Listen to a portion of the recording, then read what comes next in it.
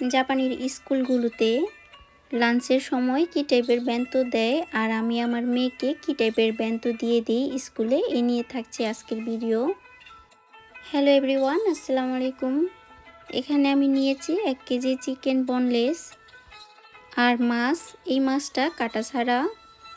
এখন আমি এই ছোট্ট চিকেনগুলোতে এই প্যাকেটটা ইউজ করব, এতে করে উপরে একটা কোটিং আসবে বা আবরণ আসবে।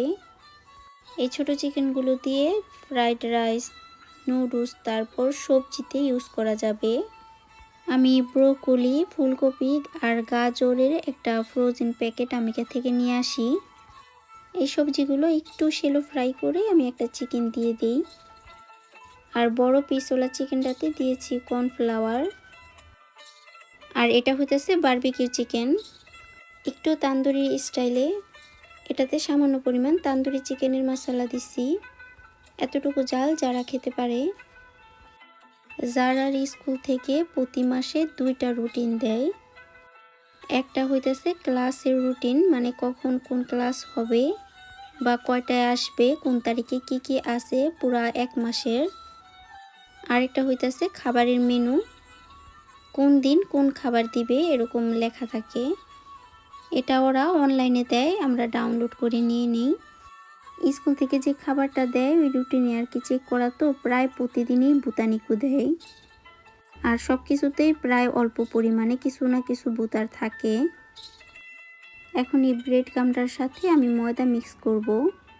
ময়দাটা মিক্স করলে কি হয় যে আবরণটা অনেক শক্ত হয় বা ভারী হয়।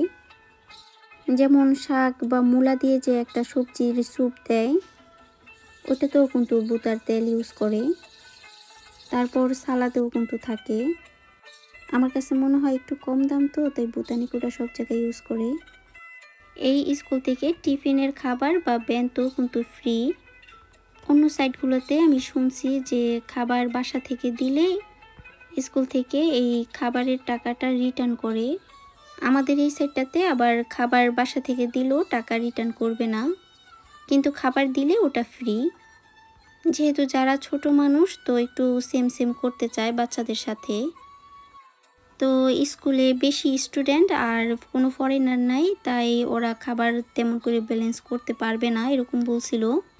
এ কারণে আমি খালি গিউনিউ আর শিরোগুহান এটা দিছি, মানে সাদা ভাতটা আর একটা ছোট্ট দুধের প্যাকেট স্কুল থেকে দেয়। আমি খালি বাসা থেকে যা ভাতটা খেতে যা যা লাগে ওটা দিয়ে দিই আর একটু ডেজার্ট আইটেম দিয়ে দিই।